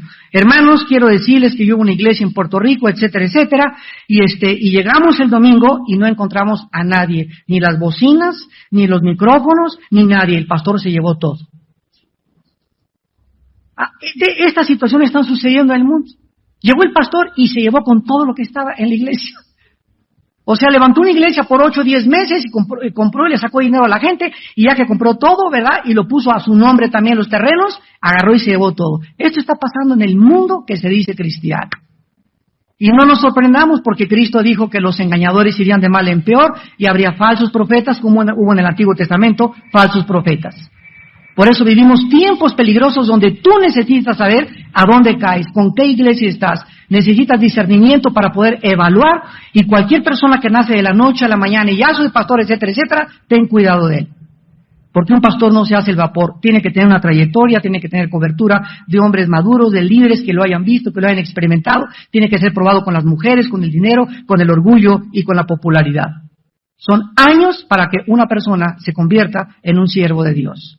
Pero este es el tiempo de que todo es microondas, café instantáneo, sopa marucha instantánea, pastores instantáneos. Vean Apocalipsis 11. Entonces, el hecho de que el mal no sea destruido ahora no significa que nunca lo será. Y lo estamos viendo en estos pasajes. Dice Apocalipsis 11, 16 al 18, y los 24 ancianos que estaban sentados delante de Dios en sus tronos, se postraron sobre sus rostros y adoraron a Dios, y diciendo, te damos gracias, Señor, Dios Todopoderoso, el que eres y que eras y que has de venir, porque has tomado tu gran poder y has reinado. Y se airaron las naciones, y tu vida ha venido. Y el tiempo de juzgar a los muertos, y de dar el galardón a tus siervos los profetas, a los santos y a los que temen tu nombre, a los pequeños y a los grandes, y de destruir a los que destruyen la tierra. Así es, el libro de Apocalipsis nos revela claramente que se acerca el tiempo en el que Dios juzgará a los vivos y a los muertos. Donde Dios juzgará a unos a la izquierda, a las ovejas a la derecha, y les dará recompensas. Entonces, el hecho de que en este momento no veamos nosotros que hay justicia no implica que no la va a haber. La Biblia nos habla que se acerca esta época en la que habrá justicia. Ahora fíjense, el libro de Efesios es uno de los libros, sobre todo el capítulo 1 de Efesios, es uno de los capítulos más profundos del Nuevo Testamento. Y en el libro de Efesios, capítulo 1, el apóstol Pablo hace una oración. Y dice el apóstol Pablo, Señor, yo te pido que les des a los cristianos de esa iglesia un espíritu de sabiduría y de revelación en tu conocimiento, alumbrando los ojos de su entendimiento, escucha, para que sepan la esperanza a la que han sido llamados. O sea que, para que yo pueda despertarme mañana con esperanza, porque si no tengo esperanza, ¿qué es esperanza? El saber que hay un futuro mejor, que las cosas van a mejorar, que mi Dios no me dejará, que no me desamparará, pero para que yo pueda enfrentar la vida con esta esperanza, necesito luz, alumbrando los ojos de su entendimiento. Tú tienes que entender, hijo e hija de Dios que me escuchas, que hemos sido llamados a esperar de los cielos a su Hijo Jesucristo. Dice en Tito 2, aguardando la bienaventurada esperanza y la manifestación gloriosa de nuestro Dios y Señor Jesucristo. Entonces, hemos sido llamados a tener paciencia.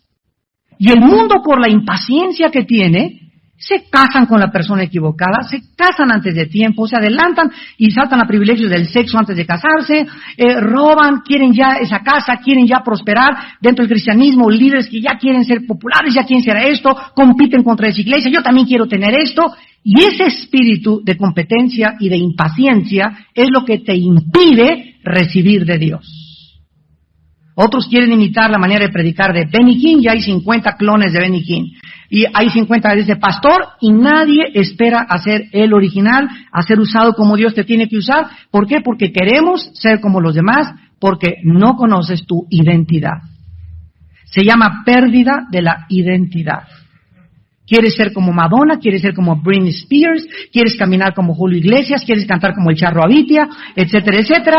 Siempre tratando de ser alguien que tú no eres, porque tú no tienes tu identidad, no la conoces, y Cristo vino a recobrar nuestra identidad. Entonces te das cuenta que necesitamos luz en el entendimiento para saber la esperanza a la que hemos sido llamados. Y esta luz diario la tienes que recibir de la palabra de Dios. En Apocalipsis 20:10 dice la Biblia, y el diablo que los engañaba fue lanzado en el lago de fuego y azufre, donde estaban la bestia y el falso profeta, y serán atormentados día y noche por los siglos de los siglos. La Biblia sí habla y sí menciona del final de Satanás. Dios ha permitido en todo este tiempo que se llama la dispensación de la iglesia, que ande suelto, y el mismo Satanás es un instrumento de Dios en su sabiduría, aunque yo no pueda ver sus propósitos y lo estoy comenzando a entender, él detrás de eso tiene un propósito y lo usa como nuestro adversario, para que él se oponga a nosotros y sea el instrumento de nuestra resistencia. Hace mucho tiempo, cuando estaba jugando fútbol americano en high school, estaba en una escuela internado en Estados Unidos, el coach nos decía, mira, esa persona, yo estaba así junto con él y me estaba enseñando cómo venían y le pegaban, nos ponían unas muelles de así grandísimas para pegar con colchones a la muelle. Entonces, cuando un jugador, el coach, el entrenador veía que empujaba la muelle, le decía al asistente, ponle 2 muelles más. Entonces llegaba el jugador y ¡pum! Y ya con el coach, oiga, no se vale, si ya me puso usted más resistencia, ahora está más duro empujarla. Y el coach le contestó y le dijo, porque he visto que tú puedes empujar más. Entonces, a mayor empuje, más resistencia le ponían, para que empujara aún 3 veces más. Nosotros no podemos saber la capacidad que tenemos de enfrentarnos a la vida hasta que no enfrentamos la adversidad. Si Dios ve que a la primera de cambio alguien llegó y, ay hermano, me dijeron fuchi, ya no regreso a la iglesia, por eso ya se fue de la iglesia el hermano, ay el pastor me exhortó y me habló muy feo, ay, si tú eres una persona hipersensible, que no aguantas nada, Dios no te va a poner ya más muelles, ahí te va a dejar y le va a decir, no la toquen, no toquen a doña Chole porque chilla. El otro por cualquier cosita ya está amargado, él creyó, y esto es lo que determina el espíritu de grandeza que cada uno de nosotros tenemos, en la forma como enfrentamos la adversidad. ¿Cuánta resistencia tienes, escúchame, para sufrir? Y cuando Dios ve que no, como decimos vulgarmente, te agüitas, y no te amelcochas, y no te apachurras, y no te desanimas, y no te, ¿para qué? Y ve Dios que te levantas y que empujas y que sigues a pesar de las cachetadas y todo, y que sigues caminando. Dios no te imaginas lo que tiene para ti mañana. No te imaginas. Porque precisamente los valientes arrebatan el reino de Dios. Se necesita en esta vida, y para poder vivir con Dios, valor. Y como ese valor no es inherente ni innato de nosotros, es un valor que el Espíritu Santo nos infunde, porque no nos ha dado Dios espíritu de cobardía. Si realmente tienes al Espíritu Santo, te vas a levantar, vas a empujar, te vas a sobreponer a tus enfermedades, a las tragedias, a las desilusiones, a lo que te hicieron, y te vas a levantar y te vas a reír, así te vas a reír de tu pasado y de la pesadilla que atravesaste. Y dice el Señor en el Salmo 91, por cuanto en mí has puesto tu confianza, yo también te libraré. y te sacaré del pozo de la desesperación y pondré tus pies sobre la peña y te dejó tu marido, pero yo soy padre de huérfanos y de viudas, y te dejó tu esposa, pero te va a una mejor, que Britney Spears va a quedar chiquita y vas a ver lo que voy a hacer contigo. Pero nosotros, ¿qué necesitamos? Necesitamos creer. Necesitamos creer. Ahora, ¿cuál es el propósito o por qué permite Dios el mal? La pregunta que surge la mayoría de la gente es, ¿por qué me pasó esto a mí? ¿No es verdad? ¿Por qué se robaron mi carro? ¿Por qué se tuvo que morir mi hijo? Miren un ejemplo. El dueño de la cadena de televisión de noticias más grande del mundo se llama la CNN. El dueño de esta cadena internacional se llama Ted Turner y se casó con una ex actriz de cine llamada Jane Fonda. Y este hombre, Ted Turner, iba a una iglesia como todos los americanos. Aquí van a la iglesia católica en Estados Unidos, a la iglesia evangélica o protestante, pero no era cristiano. Y iba a una iglesia bautista y a los 17 años de edad se le muere su hermana de cáncer, de Ted Turner, el dueño de CNN. Y él dice en sus memorias que clamó, Dios, si tú eres Dios, sánala. Y como Dios no la sanó y se murió, a los 18 años se hizo ateo. Se amargó contra Dios y hasta la fecha es uno de los hombres que más odian a los cristianos y a la Biblia en el mundo entero. Él hizo los 10 mandamientos de Ted Turner. Se casa con esta actriz Jane Fonda y Jane Fonda, su esposa, se convierte a Cristo. Le decían la reina de los aeróbics. Se convierte a Cristo hace 9 años y comienza a crecer, a discipularse a escondidas de él, y llega el momento, esto lo escribe ella en su libro que acaba de salir, donde lo confronta con Cristo. Ella sabía que él odiaba a los cristianos, pero ella dijo, yo no puedo ya ocultarle a mi esposo que soy hija de Dios. En ese momento él le dijo, yo no quiero saber absolutamente nada de tu vida, agarra tus maletas y lárgate de la casa.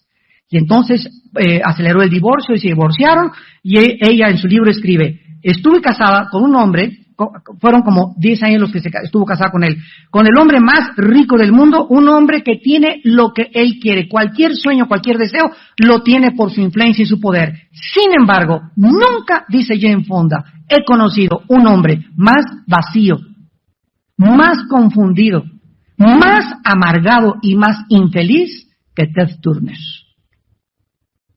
Y ahí está todo el libro de Eclesiastés escrito hace 3000 años. Del rey Salomón, que Ted Turner parece el niño del coro comparado con él.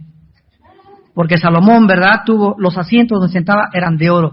Tenía 1000 mujeres, esposas, amantes, cantores. Bueno, dice, no negué a mis ojos nada que mis ojos pudieran desear. Y después dije, vanidad de vanidades es la vida. ¿Por qué, verdad? Porque este hombre no pudo explicar por qué se murió su hermana y la agarró contra Dios. ¿Por qué existen terremotos, huracanes, inundaciones? Fenómenos naturales que se llevan y desbastan miles de seres humanos. Miren lo que pasa. Cuando hay una catástrofe, como por ejemplo las Torres Gemelas de Nueva York, donde se estrellan 2 aviones con más de 40 pasajeros y mueren más de 3000 personas en las 2 torres, y vemos que se mueren colectivamente miles de seres humanos, nos impacta ver una muerte colectiva. Cuando hay un terremoto y se lleva a 1000 o 2000 personas, nos impacta que hayan muerto 2000 o 3000 personas. Pero nunca nos hemos detenido a pensar lo siguiente. Esas personas que se murieron en las Torres Gemelas bajo el avionazo y los que se murieron en el terremoto, de todas maneras se iban a morir. Algún día se iban a morir. O sea, diario se mueren 73,000 personas en Estados Unidos. Pero se mueren aisladamente y no nos damos cuenta. O sea, diario es la vida y la muerte a nuestro alrededor. Pero cuando se mueren colectivamente, a nosotros se nos hace algo mal. Y comenzamos a decirle a Dios, ¿por qué te vas a decir? Bueno, hay niños que nadie sabe, se están muriendo ahorita de leucemia. Hay niños que mueren en un terremoto, una inundación, se llevan a familias enteras, pero de todas maneras todos tenemos la misma cita con la muerte. Pero lo que nos impacta es que se mueran al mismo tiempo muchas personas. Entonces, todos nosotros, tarde o temprano, nos tenemos que morir. Y si todos nos tenemos que morir, habríamos nosotros de decirle a Dios la forma como vamos a morir. Todos quisiéramos morir, ¿verdad? Así con una paleta y en la camita, no muy grandes, ¿verdad? Con salud, y que de repente, pum, cerramos los ojos y ya los ángeles ahí, Gabriel y hasta Juan Diego ahí junto a ti. Desgraciadamente, no podemos dar muchas veces respuestas que satisfagan el alma humana, que están atravesando diferentes desgracias. Pero para aquellas personas en esta noche que usan estos argumentos, es otra cosa, para negar la existencia de Dios, porque si Dios es bueno, no permitiría que tantas tragedias, que se cayeran aviones, etcétera, etcétera. Para esas personas que usan estos argumentos y los esgrimen filosóficamente para negar la existencia de Dios, podemos darles algunas respuestas. ¿Saben ustedes cuál es el argumento de estas personas? Déjenme parafraseárselos en 3 puntos. Número 1, no existe, dicen estos ateos, un buen propósito para el sufrimiento. Si el sufrimiento existe, no puede haber algo detrás que sea bueno. Bueno, hay que llevarlos a la cruz, ¿verdad? Como iniciamos esta conferencia. Ahí la cruz te desmiente lo que estás diciendo, porque cualquiera hubiera dicho, ¿cómo puede haber detrás de esta muerte horrenda, cruenta, sanguinaria, algo bueno? Y lo vemos después que lo comprendimos. Número 2, un Dios bueno no tendría un buen propósito para todas las cosas. Y número 3, así pues, no puede existir un Dios que sea bueno. Esta es la argumentación que una persona en el Canal 11 hace 12 años me retó en el Politécnico para decirme que por eso él no creía en Dios. Vean ustedes la respuesta de 2 maneras. La primera, necesitamos hacer una distinción inmediatamente, porque existe una diferencia entre nuestro conocimiento del propósito del mal y el propósito que Dios tenga para permitir el mal. Me voy a ir más despacio. Existe una diferencia entre el conocimiento, o sea, ¿qué ser humano puede decir, yo sé por qué sucedió eso? Tendrías que ser Dios. Como no sabes por qué sucedió eso, lo atribuyes como que es algo malo, porque no te gusta que hubiera sucedido. Entonces te peleas contra Dios. Porque tú no puedes creer que haya algo bueno detrás de eso malo que sucedió. Ese es el problema. Pero sin embargo, tenemos que recordar que Dios sí puede tener un propósito para permitir lo que ha sucedido. Entonces, si Dios es infinitamente más grande y más poderoso que nosotros, y Él forzosamente cosas que nosotros aquí abajo como la crucifixión, repito, no entendemos, no significa que Él no tenga o que Él tenga el mismo propósito que le atribuimos nosotros a las cosas malas que suceden, porque Él es Dios. Y Él tiene propósitos, si Él es Dios, infinitamente más sabios, el problema está que los queremos ahorita saber. Ese es el problema, queremos ahorita saber por qué pasó esto. Y Dios nunca nos contesta de esa manera. Ahora bien, entonces, aunque no conozcamos el propósito de Dios, por qué te robaron tu coche, por qué te asaltaron, sin embargo, la Biblia dice en Romanos 8:28 que todas las cosas a los hijos de Dios y a las hijas de Dios, ¿qué les sucede? A los que aman a Dios son para su bien. Hace 2 meses una muchacha ahí en la iglesia del norte se acercó con mi esposa y yo. ¡Ay, hermano pastor! Chencho se fue, es un desgraciado, yo fui buena con él, ¿y qué cree? Se fue con mi mejor amiga. Diosito sabía que yo lo quería y que hasta nos íbamos a casar ahora en octubre, etcétera, etcétera. Y a la semana que esta hermanita se acercó a consejería con mi esposa y conmigo, se le atravesó otro Chencho. Y cuando conoció en una semana, si no pasó ni una semana, mi esposa le dijo, mira, híncate, ora. ¿Sabes una cosa? Te voy a dar un secreto, le dijo mi esposa. Siempre que no entienda lo que está pasando, alaba a Dios. Alábalo. No te imaginas el poder que está encerrado entre la alabanza. Alábalo, Padre. No entiendo, lo vamos ahorita en Job, pero tú lo hiciste. Yo no sé qué está pasando, en este momento no veo un propósito por el cual no lo puedo entender, si nos íbamos a casar, etcétera, etcétera, pero yo te alabo porque tú eres infinitamente sabio y sé que tienes algo mejor para mi vida. Cuando tú, amado santo, amada santa, cuando tú entras con esta actitud en la vida y tienes esta respuesta hacia la adversidad que no puedes explicar qué se encuentra detrás de eso malo que te sucedió y Dios ve que tú le alabas, esta es una demostración de que tú crees en Él. Y Dios se pone en acción y vas a ver en paracaídas lo que te va a mandar. Esta muchacha le habló a mi esposa, hermana, ¿qué cree? Pastora, fíjese que este muchacho y está en un seminario y el otro ni siquiera tenía trabajo. Y dice mi esposa, ¿ya ves? ¿Ya ves? Y ahora, después de una semana, entendió lo que una semana anterior no podía entender, y cuando lo entendió, alabó a Dios y se dio cuenta que lo que ella llamó malo una semana antes era que Dios había metido cirugía precisamente para quitar un tumor que le iba a hacer sufrir más adelante peor en su vida. ¿Te das cuenta? Nosotros no podemos ver muchas veces que Dios sí tiene un propósito para lo que nosotros llamamos al principio bueno. Entonces, no podemos asumir, para concluir esta primera respuesta, no podemos asumir que no existe un buen propósito para algo solo porque no conocemos lo que Dios tiene detrás. Esto es incongruente hasta filosóficamente. Y en segundo lugar, algunos males nos traen bienes mejores. Vamos a verlo en la Biblia. Si José no hubiera sido vendido por sus hermanos, no hubiera sido casi abortado por su familia, no hubiera sido encarcelado por su pureza, jamás José, si no hubiera pasado esas cosas que al principio él llamó malas, pero que desarrolló el bendito hábito de no amargarse en la cárcel, no amargarse contra sus hermanos, mantener su confianza en Dios. Si él no hubiera mantenido esa confianza, no entiendo por qué lejos de mi casa mis hermanos me odian, mi familia no me quiere. Ahora por mi pureza estoy en la cárcel, perdí mi trabajo por ser cristiano, pero te alabo y te bendigo, Señor.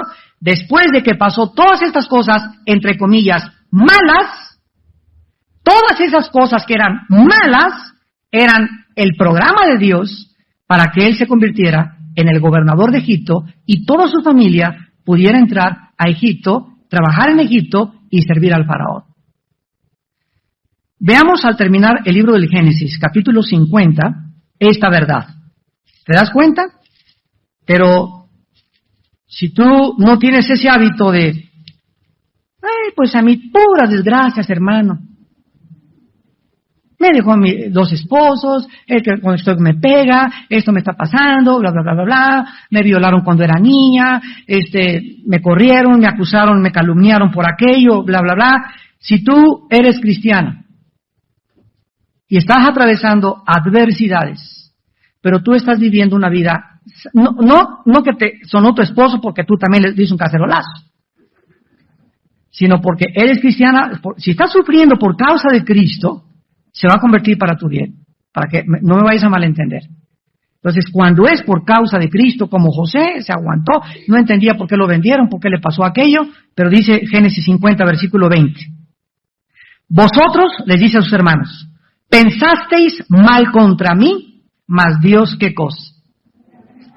O sea, ¿quién es Dios? Es el Dios que los limones que nos avienta, los hace agua de limón. Ese es el Dios que servimos. Es el Dios que las flechas que nos hieren y que nos lastiman se convierten después en nuestra propia armadura. Es el Dios que detrás de todas aquellas cosas que el mundo llama, porque no entiende, sufrimiento o malas, Él tiene detrás un propósito maravilloso que está contribuyendo para formar tu carácter. Todo lo que le hicieron en su familia, dice José, Dios lo convirtió, Dios lo envolvió y Dios lo transformó y me bendijo. Y ahora que veo la bendición por la paciencia y porque pude desarrollar el hábito de reconocerlo en todos mis caminos, los perdono, no tengo rencor contra ninguno de ustedes. Job, ¿qué le pasó a Job? Perdió familia, perdió hijos, perdió todo. Y todavía, por si fuera poco, le dejan a la engorrosa de la esposa. Porque era un gorro esa señora, sinceramente.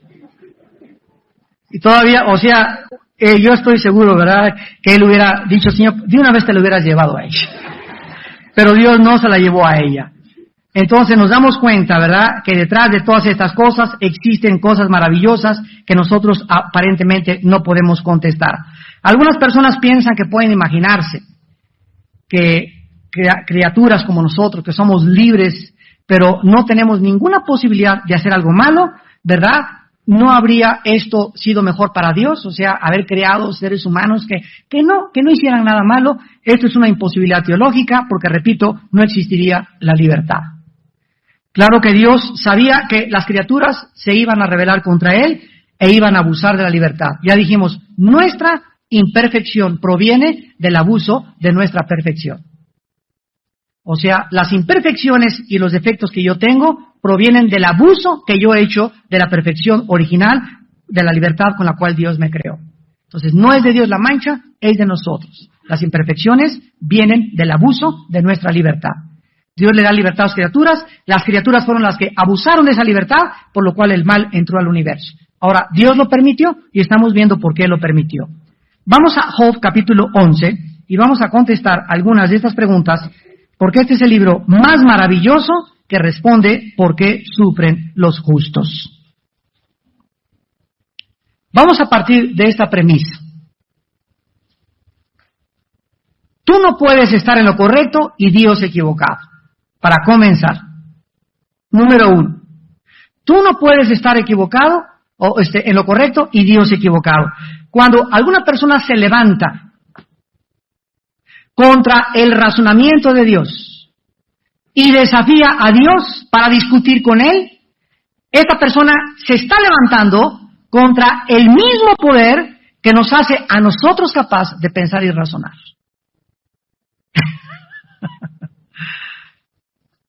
En el 2005 lo vas a entender. Cuando una persona desafía a Dios, ¿por qué esto se argumenta en mi mente finita de ratón de renacuajo que tengo? Bla, bla, bla, bla, me estoy levantando contra el mismo poder que me dio esa mente. Qué absurdo, ¿verdad? Es como tratar de cortar la rama que te está sosteniendo en el árbol. Exactamente lo mismo. Dice en Job capítulo 11, versículo del 7 al 9, Job 11, del 7 al 9, ¿descubrirás tú los secretos de Dios? ¿Dios tiene secretos? Si hubiera algún ser humano que conociera todos los secretos, pues ya no necesitaría a Dios, porque sería Dios. Entonces, si Dios es Dios, tiene que haber cosas escondidas que nosotros no comprendemos, ni entendemos, ni sabemos. ¿Lo descubrirás tú? Imposible. Porque para que nuestra mente alcance la infinitud de la mente de Dios, repito, tendríamos que ser como dioses. Y no lo somos. ¿Llegarás tú a la perfección del Todopoderoso? Son preguntas relevantes que inmediatamente nos muestran la insensatez del alma humana. Dice Job, es más alta que los cielos, ¿qué harás? Es más profunda que el Sheol, ¿cómo la conocerás? Su dimensión es más extensa que la tierra y más ancha que el mar. Capítulo 2 de Job, versículo 13. Con Dios está la sabiduría y el poder. Suyo es el consejo y la inteligencia. ¿Qué necesitamos para comprender la vida? El sufrimiento, ¿por qué permite Dios el mal? ¿Qué necesitamos? Sabiduría. Esta no la tenemos. ¿Quién nos la tiene que dar? Dios. ¿Por qué? Porque es de Él. ¿Qué necesitas para tener esa sabiduría? Tener a Cristo en primer lugar en tu corazón. En segundo lugar, ya teniendo a Cristo en tu corazón, pagar el precio todos los días de tener comunión con Él a través de la Biblia. Y en tercer lugar, mantener una vida transparente en tu corazón, de santidad y de pureza. Y Dios te revelará los secretos profundos de su conocimiento. Créemelo. Vale la pena ser santos. Versículos 16 y 17. Con Él está el poder y la sabiduría, suyo es el que yerra y el que hace errar. Él hace andar despojados de consejo a los consejeros y entontece a los jueces. Job capítulo 28, versículos 12 y 13. Job 28, 12 y 13. ¿Mas dónde se hallará la sabiduría? ¿Dónde está el lugar de la inteligencia? ¿En la Universidad de Harvard? ¿En los montes Himalayas con los gurús, con tus padrinos? ¿Con el Dalai Lama? ¿Con Hare Krishna? ¿Con Buda? ¿Con Maciel, el jefe de los legionarios de Cristo? ¿Con el Papa? ¿Dónde está la sabiduría? Podríamos decir que en este planeta, para nada, la sabiduría se encuentra en Dios. Y dice el versículo 13, no conoce su valor el hombre, ni se halla en la tierra de los vivientes. Jesús dijo, yo he venido del cielo, yo soy la verdad, el camino y la vida. Dice Colosenses 2, en Cristo están encerrados todos los tesoros de la sabiduría y del conocimiento. Versículo 20 y 21. ¿De dónde pues vendrá la sabiduría? ¿Y dónde está el lugar de la inteligencia? Porque encubierta está a los ojos de todo viviente, y a toda ave del cielo lo oculta. Capítulo 33 de Job. 33, versículo 13. ¿Por qué contiendes contra él? O sea, contra Dios. Porque él no da cuenta de ninguna de sus razones. Así, síguete rompiendo la cabeza contra la pared. Por eso, todos, o el 80% de los ateos murieron locos. El más grande ateo del siglo XX, Friedrich Nietzsche, que escribió, Dios está muerto, a los 38 años se volvió homosexual y a los 41 años murió loco en un hospital psiquiátrico. El que dijo que Dios estaba muerto, murió y Dios seguía viviendo.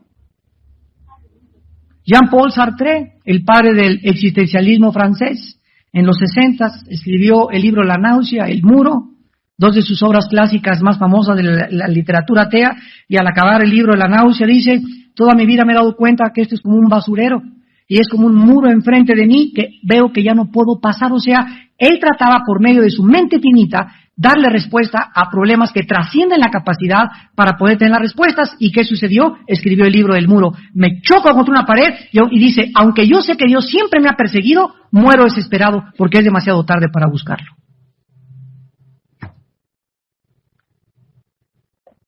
La estupidez de creer que por nuestra mente, proposiciones filosóficas, razonamientos, vamos a contender contra Dios y nosotros lo vamos a entender. Job 36, 22 al 23. He aquí que Dios es excelso en su poder. ¿Qué enseñador semejante a él? ¿Quién le ha prescrito su camino y quién le dirá, has hecho mal? ¿Quién está hablando todas estas cosas? El libro donde el hombre, Job, más sufrido que la Biblia pone, nos revelan todos estos secretos. Y donde este hombre, Job, no sabía, él no podía, o sea, ¿por qué, señores, o sea, por qué perdí mi familia? ¿Por qué mis pecados? Si he sido un hombre bueno, recto, temeroso de ti, explícame. Y pasó un año y el cielo se cerró, no hubo respuesta del cielo. Pero él siguió caminando y rascándose las llagas, acostado en la tierra, y no estaba, ay, para esto te serví, Señor, sino, Padre, aunque tú me deshicieres, en ti seguiré esperando, yo sé que mi Redentor vive, y aún deseches mi piel, he de ver con mis ojos al Señor, y Él me purificará como el oro después de los sufrimientos. ¿Y qué es lo que nos enseña el libro de Job? La fe ante lo desconocido. David escribió, del día que temo, en ti confío. ¿Por qué dice el justo por la fe vivirá? Porque toda nuestra vida debe ser de confianza en Dios. No entiendo, Señor, pero sé una cosa, tú lo hiciste. Si tú lo hiciste, no necesito entenderlo, necesito confiar en mí. Solo te pido, dame paz. Esa es la actitud cristiana. Señor, en medio de esta tempestad que estoy pasando, que no entiendo lo que está, solo te pido algo, solo te pido una cosa, que tu presencia esté en mí, que tenga paz. Porque con su paz atravesaremos los valles de sombras y de muerte. Y finalmente, en el capítulo 40 de Job, además respondió Jehová a Job. Ahora Dios le dice a Job y le dice, ¿es sabiduría contender con el Omnipotente? El que disputa con Dios, responda esto. Entonces respondió Job a Jehová y dijo, y comienza Dios a darle todas las cosas que Job no podía entender. Y en el capítulo 42, versículo 2, le dice Job al acabar su vida a Dios, al acabar sus sufrimientos, yo conozco que todo lo puedes y que no hay pensamiento que se esconda de ti.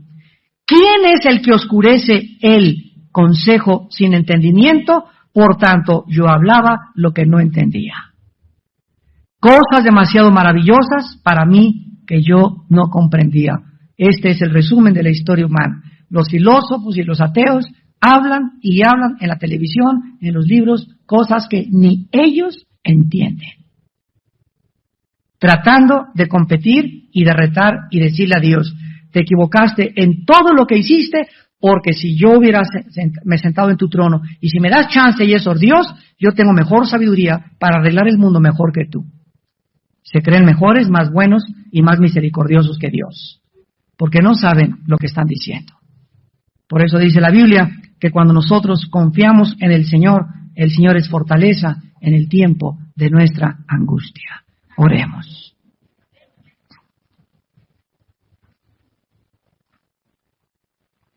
Señor, cuando oímos tu voz en la Biblia, enmudecemos.